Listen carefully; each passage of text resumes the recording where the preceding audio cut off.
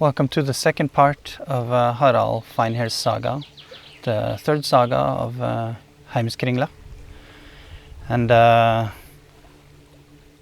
today, last time we heard of Harald Finehair conquering large parts of eastern Norway. And today I'm going to read 3 chapters, and that's on Gyda Eiriksdaughter, King Harald's vow, and the battle in Orkdale. And as usual, I'm reading from my own translation. And again, a quick reminder of the genealogy that I'm making, keeping track of all the names in Ynglinga Saga. There's a link in and Heimskringla. There's a link in the description. So anyway, let's get into it.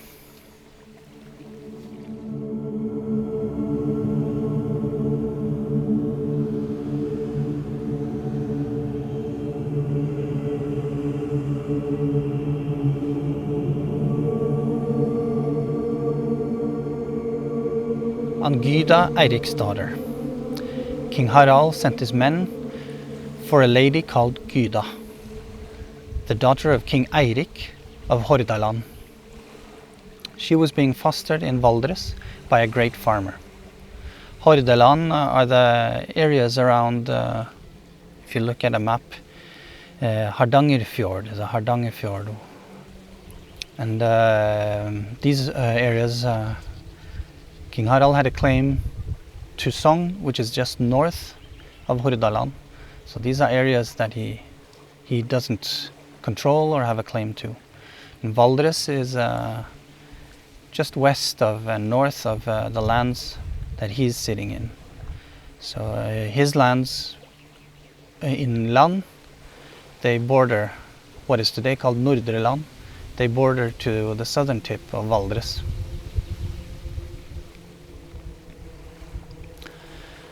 The king wished to marry her, as she was a very beautiful woman and most proud. When the messengers arrived, they brought their message to the lady. She answered thus, that she wouldn't waste her virginity by marrying a king that didn't have more of a kingdom than a few fylkes. And I'm keeping the original word fylke, like I've mentioned in Ynglinga Saga videos, because it's has much more meaning than region. Fylke is a division, it's a formation also, and it's what different fylkes are different battle formations. So Svinfylking is like the arrowhead formation.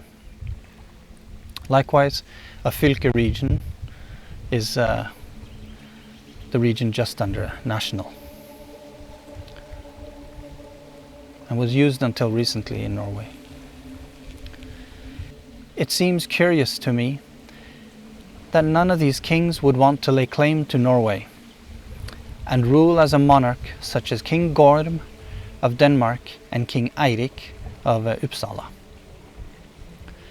The messengers thought she gave a haughty answer and asked what kind of an answer that was, telling her that King Harald was so mighty that she would be fully taken care of. Even if she answered contrary to their mission and what they wished, they did not see a way to bring her back, taking her against her will. So they prepared for the travel back. But as they were leaving, accompanied out by local men, Gyda sent word to them via messengers and asked them to bear her words to King Harald, that she would only become his wife on one condition, that he would do this one thing for her first, and that is to conquer all of Norway and rule freely over her as King Eirik over Sweden and King Gorm over Denmark. Because only then, in her view, can one call himself Shud King. And again, I'm using the original word, Shud, because it's wider than like a king of a nation or such. Of course, it encompasses a nation, it encompasses a people, and it kind of encompasses culture. So it's a little bit a broader word than just a nation. King. The old term for Sweden is Vishod. And so I'm keeping this. King Harald's vow. The messengers travelled back to King Harald and delivered the lady's words, and said she was very bold and foolish, and thought it right and reasonable if the king would send a great army and take her against her will. King Harald then said that the girl did not speak ill, nor had she done anything to warrant revenge. Rather, he owed her many thanks for her words. She has made me aware of a circumstance, one I find it odd that I haven't thought about before. He then said, I hereby vow, by God, who has created me and rules all, that I will neither cut my hair or comb it until I have conquered all of Norway with its treasures, its debts and valuables, or else die. General Guttorm thanked him deeply for these words, and held that it was a king's work to keep his word. This is the famous vow of King Harald Finehair, and of course why he has been called Finehair. And yeah, he keeps his word in the end. Battle in Orkdale, or Orkdale. After this, the two relatives gathered a great army and prepared to travel north to Uppland, and then north along the Dale, and from there north over Dovre mountain. Dale here is short for Gudbrandsdale, which is the big dale in this part of Norway. And Dovre, with a township of Dombås in the south and north of Gudbrandsdalen. Then you come up to Dovre mountain, which is kind of the divide between the southern, like Uppland, and the southern half or 3/4 of southern Norway, and the areas of Trøndelag. So this is the Dovre mountain divides before you come to Trøndelag, where there is a different dialect, for example, than you find south of Dovre. And Trøndelag was a powerhouse. It was a very powerful base in Norway. And the King Harald had no sway over those areas. And when he came into the town, he had all the men killed and burned the town to the ground. This is Oppdal, the first major town after crossing Dovre from the south. And this is a beautiful area when you cross Dovre. When you drive up, you come up to a very high highland plateau. It's above the tree line.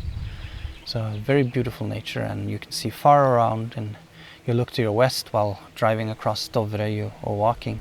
You have Snøhetta, which is a very beautiful mountain. It's Norway's national mountain. And then coming down into Oppdal, where he burns and kills people, is also a very, very, very beautiful drive down into the valley. It's a really nice place. But when people became aware of this, those who could fled. Some up to Orkdale and some to Gauldal. These are branching valleys out from Oppdal. One to the west and one more to the east. And some into the forests, and some sued for peace. And that was given to all those who approached the king and became his men. There was no resistance until they arrived in Orkdal. There stood a gathering in front of them, and they had their first battle with a king named Gryting. King Harald was victorious, and Gryting was captured, and much of his army was killed. Still, he went up to the king's hand and swore the oath of loyalty. After that, all the people of Orkdale fylke became King Harald's men. Gryting is an interesting name. It's you have several mountains that hold this name in Norway, and Gryting can mean like rubble, like rocks, It's related, I believe, to the word grus in Norwegian, which is rubble from rocks, like rubble this size, and going. A gritting mountain is also, of course, up to boulders and large mountains. It's a mountain that still has like rock fields and rubble along the sides.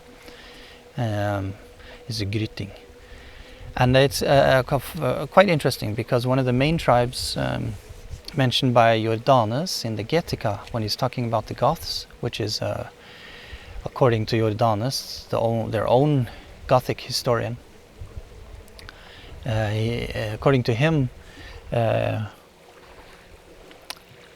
they came out of Scandinavia, and originally. And one of the main tribes that came out was the Grytingi, and it's just interesting that you still find up into Middle Ages, or into the small kingdoms before Harald Finehair takes everything over. You find this as a king's name in areas of Norway, Gryting, which kind of is a pointer for me. And yeah, so the Grytingi of the Goths was one of the main tribes. Anyway, so now King Harald Finehair, he has he's starting to push into and getting close to Trøndelag. And although there's only a little opposition in Orkdale and not much in Oppdal, the opposition will quite quickly become more fierce when he comes up to the areas around Trondheim, Nidaros, and these areas. And actually his family line all the way into Harald, hard ruler, and going forth, there was a very proud, the earls of Nidaros were very proud and strong, and had strong allyship with Denmark. So the Ynglinga branch of Halfdan Whiteleg, and then Halfdan the Black and Harald Finehair, this lineage always had to be in good terms with the earls of Trøndelag in order to hold power. So that was it for this time, and if you have any comments, please leave, and I always answer. And also, if you have anything you disagree with, any corrections, any points that you'd like me to be aware of and others to be aware of, please write them in the comments. And yeah, hope you join me for the next video.